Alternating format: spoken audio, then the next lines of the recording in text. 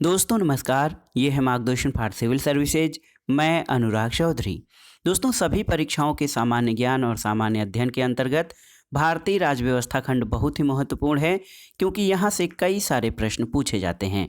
भारतीय राज्य व्यवस्था के लिए महत्वपूर्ण अध्ययन सामग्री के अंतर्गत आइए शुरू करते हैं सभी परीक्षाओं के लिए उपयोगी भारतीय राज्य व्यवस्था यानी इंडियन पॉलिटी का भाग 1। दोस्तों ये वीडियो उत्तर प्रदेश लोक सेवा आयोग, अधीनस्थ सेवा चयन आयोग, लोअर पीसीएस समीक्षा अधिकारी, सहायक समीक्षा अधिकारी के साथ साथ एलटी ग्रेड, जीआईसी प्रवक्ता, टीजीटी, पीजीटी नागरिक शास्त्र और हायर एजुकेशन असिस्टेंट प्रोफेसर के राजनीति विज्ञान विषय के लिए बहुत ही उपयोगी है। तो आइए शुरू करते हैं आज का वीडियो, भारतीय राज्य व्यवस्था महत्वपूर्ण अध्ययन सामग्री का भाग 1। दोस्तों सबसे पहले हम भारत के संवैधानिक विकास से संबंधित महत्वपूर्ण प्रश्नों को देखेंगे, जिनको रिवाइज करना बहुत ही जरूरी है। देखिए दोस्तों, सबसे पहले भारतीय संवैधानिक विकास में सबसे महत्वपूर्ण चरण जो है वो पहला चरण है रेगुलेटिंग एक्ट, जो 1773 का है। 1773 के रेगुलेटिंग एक्ट के तहत दोस्तों कलकत्ता में सर्वोच्च न्यायालय की स्थापना का प्रावधान किया गया था। और अगर प्रांतों में द्वैध शासन प्रणाली की बात करें तो दोस्तों प्रांतों में द्वैध शासन प्रणाली भारत सरकार अधिनियम 1919 के द्वारा लागू किया गया था। भारत के संविधान में केंद्र और राज्यों के बीच जो शक्तियों का विभाजन किया गया है वो भारत सरकार अधिनियम 1935 के इस पर आधारित था। और भारत सरकार अधिनियम 1935 द्वारा प्रांतीय द्वैध शासन व्यवस्था को समाप्त कर दिया गया था, जो कि 1919 के अधिनियम द्वारा लागू किया गया था। दोस्तों भारत में जो 1935 का भारत सरकार अधिनियम रहा, उसके द्वारा प्रांतों में द्वैध शासन व्यवस्था को समाप्त किया गया था। भारत सरकार अधिनियम 1919, देखिए इसके द्वारा भारतीय विधान पालिका प्रथम बार द्विसदनी बनाई गई। तो ये एक महत्वपूर्ण प्रश्न बनता है दोस्तों, भारत की विधान पालिका को पहली बार द्विसदनात्मक कब बनाया गया? तो भारत सरकार अधिनियम 1919 के द्वारा। और अगला है दोस्तों, भारत सरकार अधिनियम 1935 के तहत अखिल भारतीय संघ की स्थापना के रूप में संघीय शासन की व्यवस्था प्रस्तुत की गई थी। और देखिए सबसे पहले क्रिप्स मिशन 1942 के द्वारा एक निर्वाचित संविधान सभा द्वारा भारत के संविधान का निर्माण करने का प्रस्ताव किया गया था। तो संविधान सभा द्वारा या संविधान सभा के गठन का जो विचार है, जिसके द्वारा भारत के संविधान का निर्माण करना था, वो क्रिप्स मिशन 1942 के द्वारा लाया गया था। और दोस्तों कैबिनेट मिशन योजना जो 1946 की है, इसके अंतर्गत भारतीय संविधान सभा का गठन किया गया था।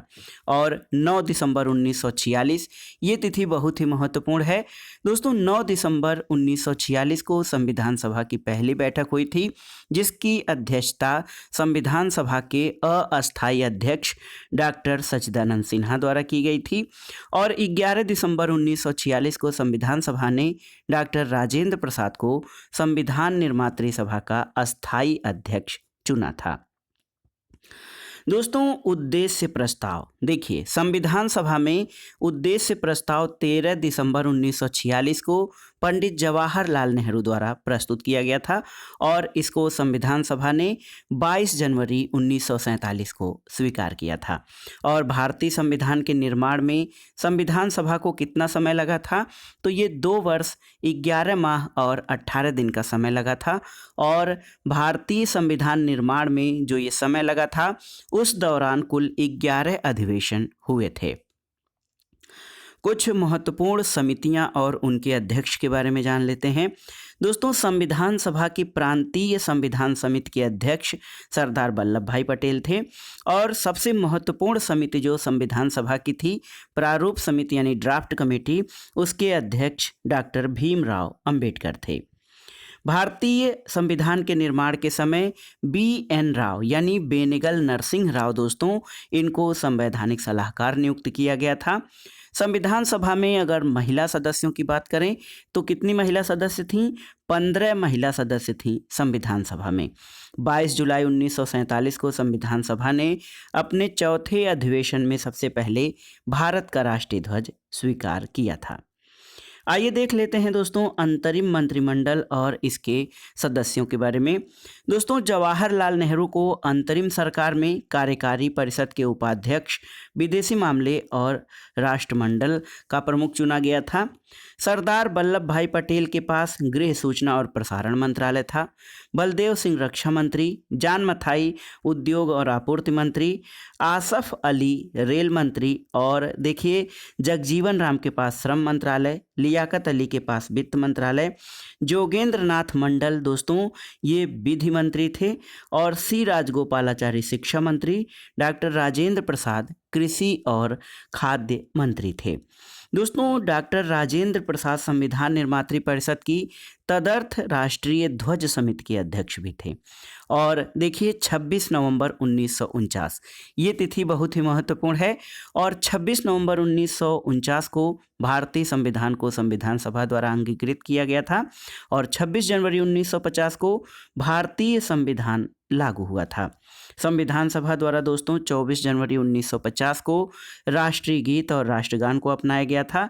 राष्ट्रगान जो जनगण मन है हमारा, इसको गाने का समय लगभग 52 सेकंड है और भारत शासन द्वारा राज्य चिन्ह जिसको स्टेट एम्ब्लेम कहा जाता है दोस्तों, इसको 26 जनवरी 1950 को अंगीकृत किया गया था। और भारत का राजकीय चिन्ह सारनाथ में जो वाराणसी के पास स्थित है, वहाँ के अशोक के सिंह स्तंभ की जो है अनुकृति है, जो कि भारत का राज चिन्ह या राजकीय चिन्ह है।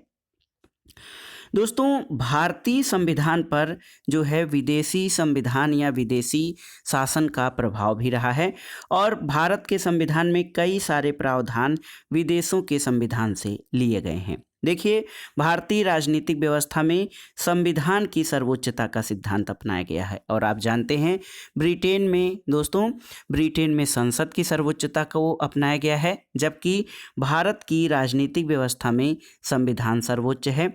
भारत की संघात्मक व्यवस्था भारतीय संविधान में कनाडा के संविधान से ली गई है और भारत में न्यायिक पुनरीक्षण जिसको जुडिशियल रिव्यू कहा जाता है दोस्तों, इसकी संकल्पना संयुक्त राज्य अमेरिका के संविधान से ली गई है।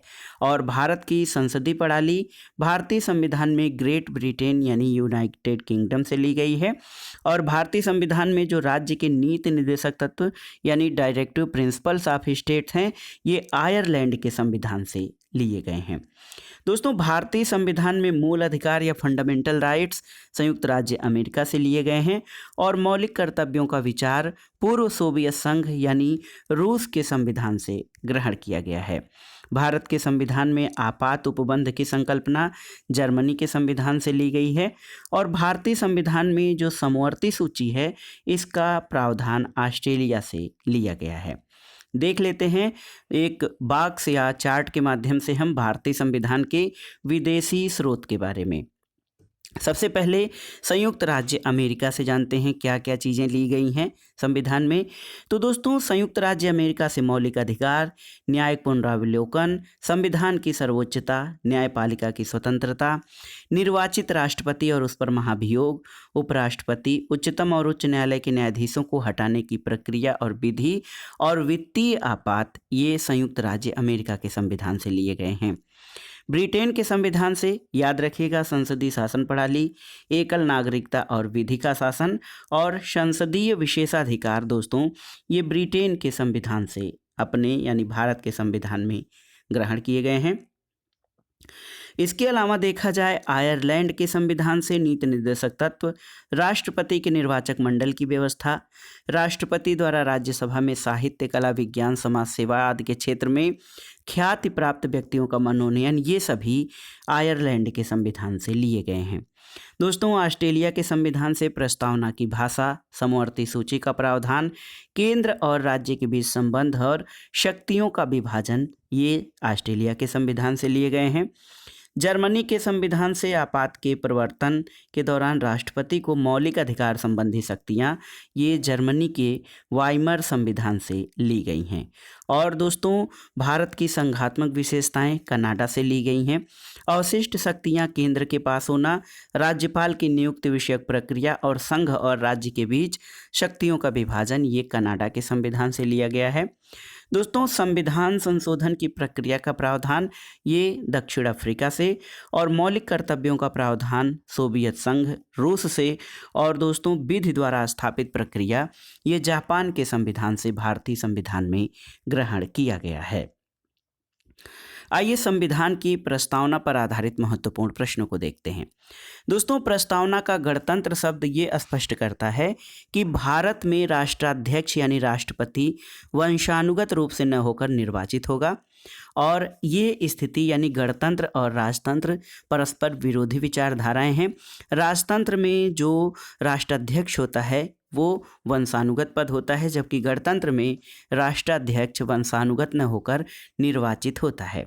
दोस्तों संविधान सभा में प्रस्तुत उद्देश्य प्रस्ताव में अभिव्यक्त विचार को भारतीय संविधान की प्रस्तावना में पूरी तरह शामिल किया गया है, और भारतीय संविधान को प्रस्तावना को संविधान की आत्मा कहा गया है। संविधान का मुख्य उद्देश्य भारतीय जनता को न्याय, स्वतंत्रता, समानता और बंधुत्व का अधिकार दिलाना है।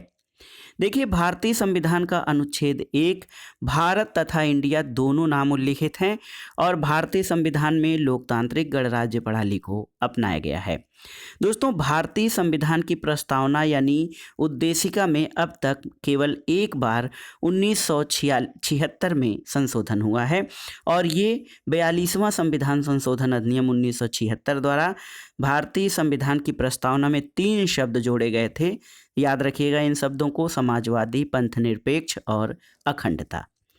दोस्तों भारतीय गणराज्य में वास्तविक कार्यकारी प्रधान किसके पास है? ये प्रधानमंत्री के पास होता है, और जो नाम मात्र की कार्यपालिका है या कार्यकारी होता है वो राष्ट्रपति होता है। भारत में राजनीतिक शक्ति का स्रोत हम भारत के लोग यानी भारत की जनता है, और धर्मनिरपेक्ष राज्य वो राज्य होता है जिसका अपना कोई धर्म ना हो। संविधान के निर्माताओं के मनोभाव और आदर्श उद्देशिका में परिलक्षित और प्रतिबिंबित होते हैं। दोस्तों बाबा साहब डॉक्टर भीमराव अंबेडकर ने कहा था, संसदीय लोकतंत्र का अर्थ है एक व्यक्ति और एक मत। आइए संविधान के प्रमुख भागों के बारे में और उनसे संबंधित विषयों को देख लेते हैं। भारतीय संविधान का भाग 1 संघ और उसके राज्य क्षेत्र के बारे में उपबंध करता है। भाग 2 में नागरिकता संबंधी प्रावधान है।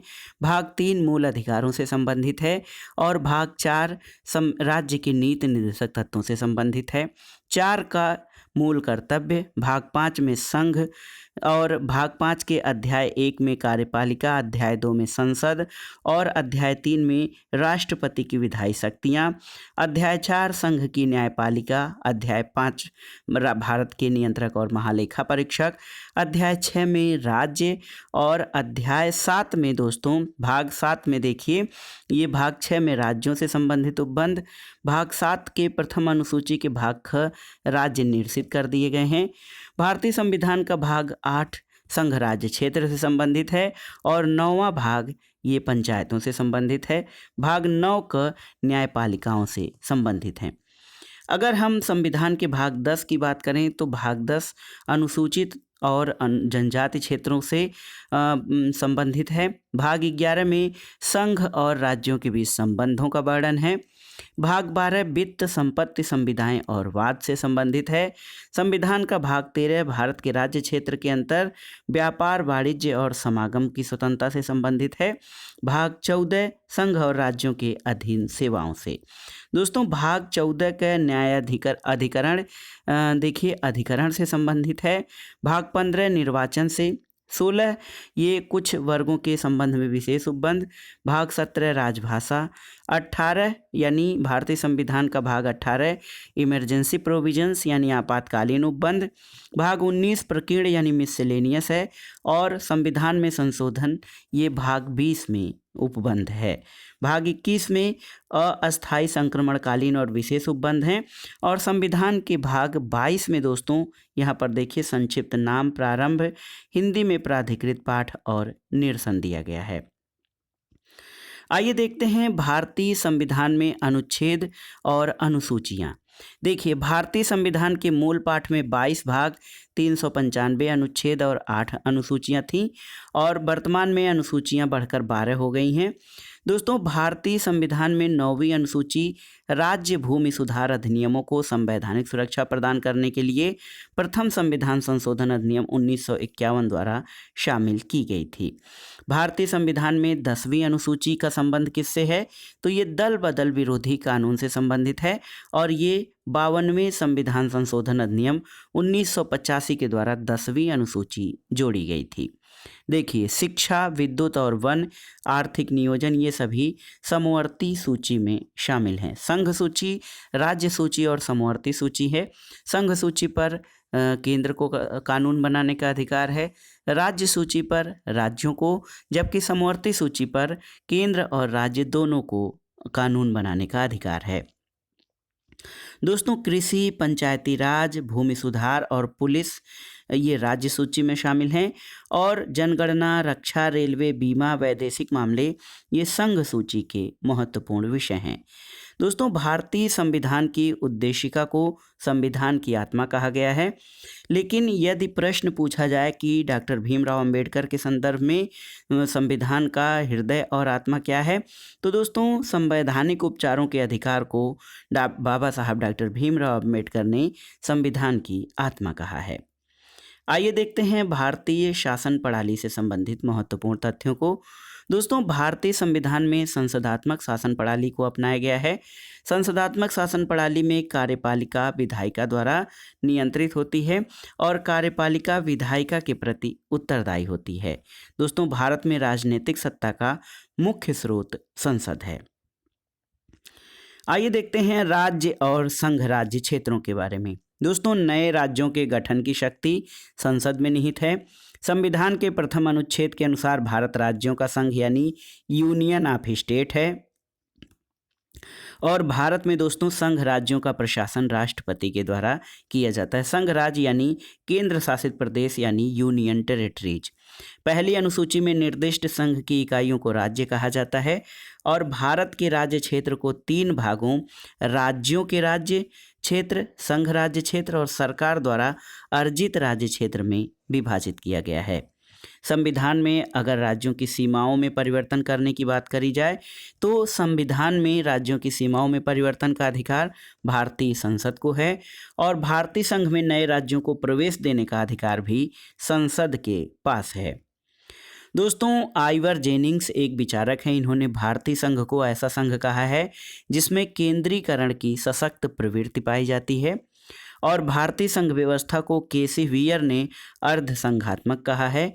दोस्तों, एक महत्वपूर्ण प्रश्न देखिए, भाषाई आधार पर राज्यों के पुनर्गठन की मांग के संबंध में सबसे पहले एस के धर आयोग 17 जून 1948 को गठित हुआ था और भाषाई आधार पर राज्यों के गठन की मांग को लेकर पी श्रीरामुलु यानी पोट्टी श्रीरामुलु 15 दिसंबर 1952 को ये आंध्र प्रदेश के थे। इनकी आमरण अनशन करते हुए मृत्यु हो गई थी और भाषाई आधार पर गठित होने वाला भारत का पहला राज्य आंध्र प्रदेश था जो 1 अक्टूबर 1953 को गठन इसका हुआ था। 22 दिसंबर 1935 को गठित राज्य पुनर्गठन आयोग के अध्यक्ष न्यायमूर्ति फजल अली थे और वर्तमान में भारत में राज्य और केंद्र शासित प्रदेशों की संख्या देखी जाए तो 28 राज्य और 8 केंद्र शासित प्रदेश हैं और ये स्थिति 31 अक्टूबर 2019 से प्रभावी है। अब आइए देखते हैं नागरिकता संबंधी प्रावधान। दोस्तों, भारतीय संविधान में एकल नागरिकता का प्रावधान है और भारतीय नागरिकता जो है कुछ तरीकों से अर्जित की जा सकती है। ये 5 तरीके हैं: जन्म द्वारा, रक्त संबंध या वंशानुक्रम द्वारा, रजिस्ट्रीकरण द्वारा, देशीकरण द्वारा और किसी भूभाग के सम्मिलन द्वारा। तो ये 5 तरीके हैं जिनसे भारतीय नागरिकता प्राप्त की जा सकती है। दोस्तों, नागरिकता के अर्जन के लिए शर्तों को नियत करने के लिए संसद सक्षम है और संयुक्त राज्य अमेरिका में दोहरी नागरिकता का सिद्धांत स्वीकार किया गया है। आइए देखते हैं मूल अधिकार यानी फंडामेंटल राइट से संबंधित महत्वपूर्ण तथ्यों को। दोस्तों, भारतीय संविधान के भाग 3 में मूल अधिकारों का प्रावधान किया गया है और भारतीय नागरिकों के मौलिक अधिकारों का वर्णन संविधान के अनुच्छेद 12 से 35 तक में वर्णित है। सर्वोच्च न्यायालय और उच्च न्यायालय को संविधान द्वारा मौलिक अधिकारों को लागू करने की शक्ति और इनका संरक्षक माना गया है। और समानता का अधिकार भारतीय संविधान के अनुच्छेद 14, 15, 16, 17, 18 यानी 5 अनुच्छेदों में वर्णित है। दोस्तों, अनुच्छेद 15 जो है ये धर्म, मूल वंश, जाति, लिंग या जन्म स्थान के आधार पर विभेद का प्रतिषेध करता है। अनुच्छेद 16 लोक नियोजन के विषयों में अवसर की समानता की बात करता है।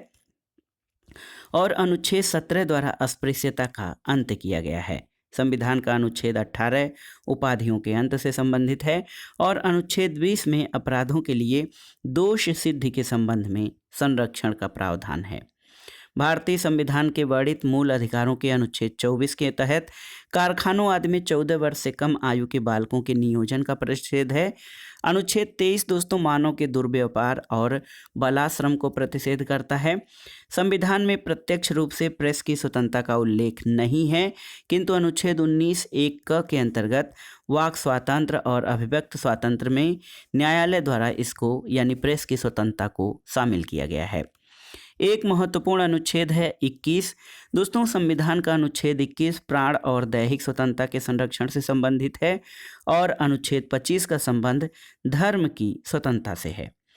देखिए दोस्तों, 44वां संविधान संशोधन 1978, इसके बाद संपत्ति का अधिकार एक विधिक अधिकार है, न कि मूल अधिकार। पहले संपत्ति का अधिकार मूल अधिकार था, लेकिन 44वें संविधान संशोधन द्वारा संपत्ति के अधिकार को अनुच्छेद 300 क के तहत एक विधिक अधिकार की श्रेणी में रख दिया गया है। मौलिक अधिकारों का संरक्षक न्यायपालिका है। और देखिए, अनुच्छेद 32 के तहत सर्वोच्च न्यायालय और अनुच्छेद 226 के तहत उच्च न्यायालय यानी हाई कोर्ट मौलिक अधिकारों के उल्लंघन की स्थिति में उपचार प्रदान कर सकते हैं। देखिए दोस्तों, संविधान का 86वां संविधान संशोधन अधिनियम 2002, इसके द्वारा संविधान के भाग 3 में नया अनुच्छेद 21 का जोड़ा गया, जिसके अनुसार राज्य 6 से 14 वर्ष के आयु के सभी बालकों को निःशुल्क और अनिवार्य शिक्षा की व्यवस्था करेगा। और इसी अनुक्रम में शिक्षा का अधिकार अधिनियम 2009 संसद के द्वारा पारित किया गया, जो 1 अप्रैल 2010 से लागू हुआ। और भारतीय संविधान के अनुच्छेद 25 में प्रयुक्त जो हिंदू शब्द है, उसमें बौद्ध, जैन और सिख ये सभी समुदाय आते हैं। अब आइए देखते हैं सर्वोच्च न्यायालय और उच्च न्यायालय से संबंधित महत्वपूर्ण तथ्यों को। देखिए, भारत में सर्वप्रथम एक सर्वोच्च न्यायालय की व्यवस्था रेगुलेटिंग एक्ट 1773 के तहत की गई थी। भारत शासन अधिनियम 1935 द्वारा संघ में संघीय न्यायालय की स्थापना की गई। भारत में सर्वोच्च न्यायालय को संविधान का संरक्षक यानी गार्जियन कहा गया है, क्योंकि संविधान के उपबंधों की व्याख्या के संबंध में अंतिम निर्णय देने का अधिकार सर्वोच्च न्यायालय को है। दोस्तों, भारत के संविधान के भाग 5 के अध्याय 4 में सर्वोच्च न्यायालय की व्यवस्था है और उच्चतम न्यायालय की स्थापना, गठन, अधिकारिता और शक्तियों का विनियमन करने के लिए विधि बनाने की शक्ति भारतीय संसद को प्राप्त है। अगला है दोस्तों, उच्चतम न्यायालय की स्थापना और गठन संबंधी प्रावधान अनुच्छेद 124 में दिए गए हैं। संविधान के प्रारंभ होने के समय उच्चतम न्यायालय में मुख्य न्यायाधीश सहित 8 न्यायाधीश थे और संविधान की व्याख्या न्यायपालिका करती है। दोस्तों, नियमों का पालन कराना भी कार्यपालिका का कार्य है। सर्वोच्च न्यायालय के न्यायाधीशों के वेतन, पेंशन और भत्ते भारत की संचित निधि पर भारित किए जाते हैं। दोस्तों, उच्चतम न्यायालय में कुल कितने न्यायाधीश हैं, आपको उनकी संख्या बतानी है, मुख्य न्यायाधीश सहित। ये आपके लिए प्रश्न है। देखिए, उच्चतम न्यायालय न्यायाधीशों की संख्या संशोधन अधिनियम 2019 के द्वारा अन्य न्यायाधीशों की संख्या 30 से बढ़ाकर 33 कर दी गई है। के.एस. हेगड़े ने उच्चतम न्यायालय के न्यायाधीश और लोकसभा अध्यक्ष दोनों पदों को सुशोभित किया है, तो याद रखिएगा ये हैं के.एस. हेगड़े। अगला है दोस्तों, सर्वोच्च न्यायालय के न्यायाधीशों की संख्या में वृद्धि करने की शक्ति संसद के पास है और सर्वोच्च न्यायालय के न्यायाधीश संसद में महाभियोग प्रस्ताव पारित होने के बाद भारत के राष्ट्रपति द्वारा हटाए जा सकते हैं। सर्वोच्च न्यायालय में न्यायाधीशों के लिए रिटायरमेंट की एज 65 वर्ष है और सेवानिवृत्ति के पश्चात सर्वोच्च न्यायालय के न्यायाधीश किसी भी न्यायालय में वकालत नहीं कर सकते हैं।